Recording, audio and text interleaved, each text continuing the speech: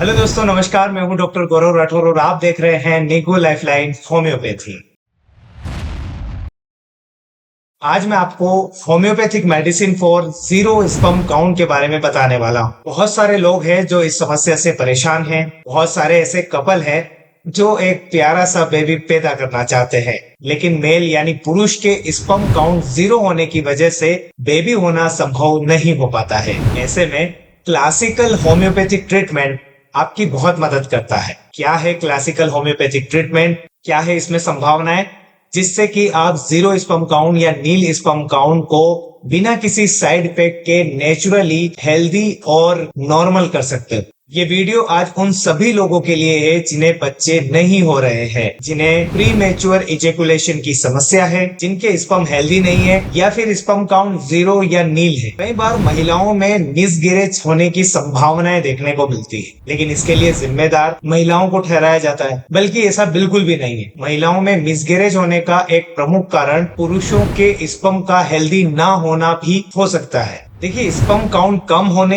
या sperm healthy ना होने की वजह से जो स्पर्म का जेनेटिक मटेरियल है वो अच्छा नहीं होता है, जिससे कि एम्ब्रियो यानी कि भ्रूण अच्छे से डेवलप नहीं हो पाता है, जिसकी वजह से नेचुरली मिसगैरेज होने की संभावनाएं काफी बढ़ जाती है। और कई बार डीएनए फ्रेगमेंटेशन हाई होने की वजह से भी ये मिसगैरेज होने की संभावनाएं काफी ज्यादा बढ़ जाती है। देखिए, जब महिलाओं में मिसगैरेज होता है तो इसके लिए जिम्मेदार महिला को माना जाता है, बल्कि ऐसा नहीं है, इसके लिए जिम्मेदार पुरुष के स्पर्म भी हो सकते हैं। इसलिए समय रहते पति और पत्नी दोनों अपनी जांचें जरूर करवाएं। अनहेल्दी स्पर्म होने की वजह से कई तरह की समस्याएं हो सकती है, इसीलिए इस बात का जरूर ध्यान रखें। दोस्तों, क्या जीरो या नील स्पर्म काउंट को नेचुरली बिना किसी साइड इफेक्ट के ठीक किया जा सकता है, या अनहेल्दी या डिफेक्टिव स्पर्म को हेल्दी किया जा सकता है? जी हाँ, बिल्कुल। मैंने अपनी प्रैक्टिस में बहुत सारे ऐसे पेशेंट देखे हैं जिन्हें इस तरह की समस्या रहती है। शुरुआत में मेल यानी कि पुरुष शर्म की वजह से अपना चेकअप नहीं करवाते हैं। ऐसे में समस्याएं बाद में ज्यादा बढ़ जाती है, क्रोनिक हो जाती है, यानी कि लाइलाज हो जाती है। देखिए, लो स्पर्म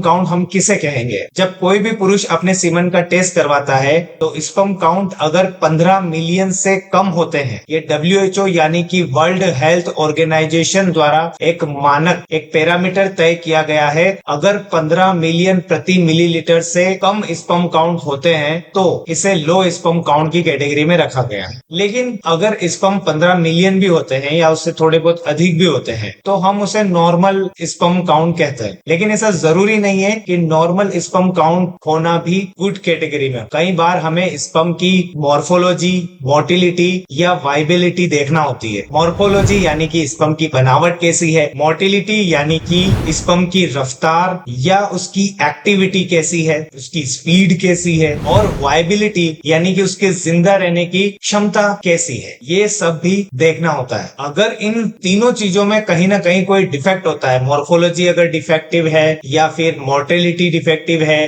वाइबिलिटी में कोई डिफेक्ट है, तो इसका मतलब ये है कि कहीं ना कहीं बच्चे होने में किसी तरह की कोई परेशानी हो सकती है। देखिए, एक स्वस्थ बेबी पैदा करने के लिए स्पर्म का हेल्दी होना बहुत ज्यादा जरूरी है। तो आइए जानते हैं होम्योपैथिक चिकित्सा जगत में ऐसी क्या संभावनाएं हैं जिससे कि लो स्पर्म काउंट या जीरो स्पर्म काउंट को ठीक किया जा सकता है या नॉर्मल किया जा सकता है। देखिए, जब भी कोई भी पेशेंट मेरे पास इस तरह की समस्या लेकर आता है या फिर ऑनलाइन कंसल्टेशन लेता है तो सबसे पहले उस व्यक्ति की केस हिस्ट्री को नोट डाउन किया जाता है, जो पूरी तरीके से कॉन्फिडेंशियल यानी कि गोपनीय होती है, जिसमें उसकी सेक्सुअल हिस्ट्री, कोई अगर सर्जरी हुई है तो उसकी हिस्ट्री, बार बार बीमार तो नहीं होता है पर्सन, उसकी हिस्ट्री, अगर बहुत ज्यादा मेंस्ट्रुएशन किया है, किसी तरह का कोई इन्फेक्शन कॉज हुआ है, इन सारी चीजों को नोट डाउन किया जाता है। इसके बाद आवश्यकता अनुसार पेशेंट की जांच या रिपोर्ट करवाई जाती है। पेशेंट की सेंसिटिविटी, ससेप्टिबिलिटी को देखा जाता है,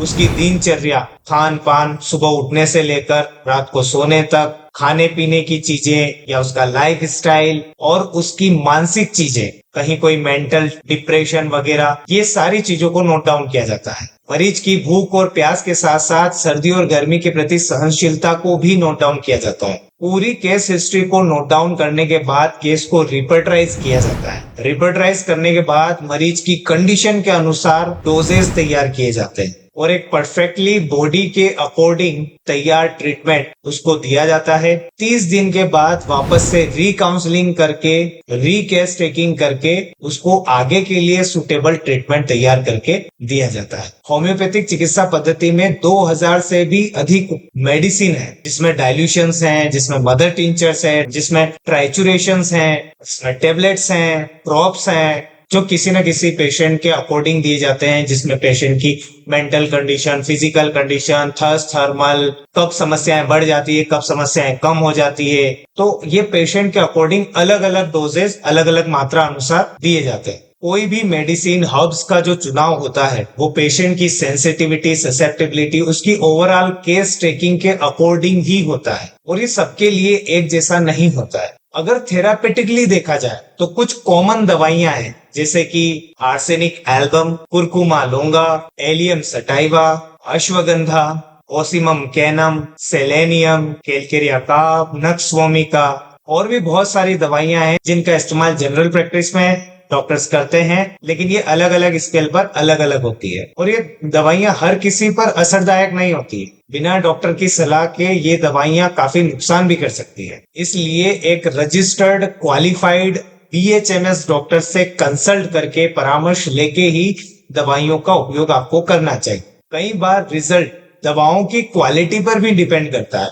इसीलिए अच्छी क्वालिटी वाली दवाइयों का उपयोग करना भी बहुत जरूरी है। किसी भी क्रोनिक या लाइलाज बीमारी को ठीक करने के लिए क्लासिकल होम्योपैथिक मेडिसिन काफी इफेक्टिव होती है। दवाइयां लेने के साथ साथ लाइफ स्टाइल को मैनेज करना भी बहुत ज्यादा जरूरी होता है, जैसे धूम्रपान नहीं करना चाहिए, शराब नहीं पीना चाहिए, गुटखा, बीड़ी, तंबाकू का इस्तेमाल नहीं करना चाहिए, जागने और सोने का टाइम सिस्टमेटिक होना चाहिए। अगर आपका वजन बहुत ज्यादा है तो आपको वजन कम करना चाहिए। पैक्ड फूड या डिब्बाबंद खाना नहीं खाना चाहिए। खुश रहिए, अच्छा खाना खाइए, मस्त रहिए और अपने घर में अच्छा माहौल रखिए। मैं जानता हूँ क्योंकि मैं रोज ऐसे पेशेंट देखता हूँ। जब काफी प्रयास के बाद भी बच्चा नहीं होता है तो घर में बहुत ज्यादा स्ट्रेसफुल माहौल बन जाता है और अगर घर से बाहर का व्यक्ति आपको इस बारे में कुछ कह दे तो ये और भी ज्यादा स्ट्रेसफुल हो जाता है और स्ट्रेस की वजह से स्पर्म काउंट और भी कम हो जाते हैं, उन पर बहुत ज्यादा फर्क पड़ता है, वो अनहेल्दी हो सकते हैं। महिलाओं में भी स्ट्रेस की वजह से बच्चा नहीं होने की काफी संभावनाएं बढ़ जाती है और फिर बेबी होने में और भी ज्यादा समय लगता है। इसीलिए चिंता मुक्त रहें, स्वस्थ आहार लें, स्वस्थ विचार रखें, खुश रहें, आनंदित रहें। आशा करता हूं कि ये वीडियो आपको बहुत काम आया होगा। मुझसे जुड़े रहने के लिए और स्वास्थ्य के प्रति जागरूक रहने के लिए इस चैनल को जरूर सब्सक्राइब करिएगा, बेल आइकॉन जरूर प्रेस करिएगा ताकि हर एक अपडेट आपको समय समय पर मिल सके। और अगर आप पर्सनली मुझसे कंसल्ट करना चाहते हैं तो डिस्क्रिप्शन में लिंक दी गई है, आप वहां से मुझसे व्हाट्सएप के माध्यम से कंसल्ट कर सकते हैं। आप हमेशा स्वस्थ रहें, मस्त रहें, मुस्कुराते रहें, आनंदित रहें। ईश्वर से यही प्रार्थना करता हूँ। नमस्कार।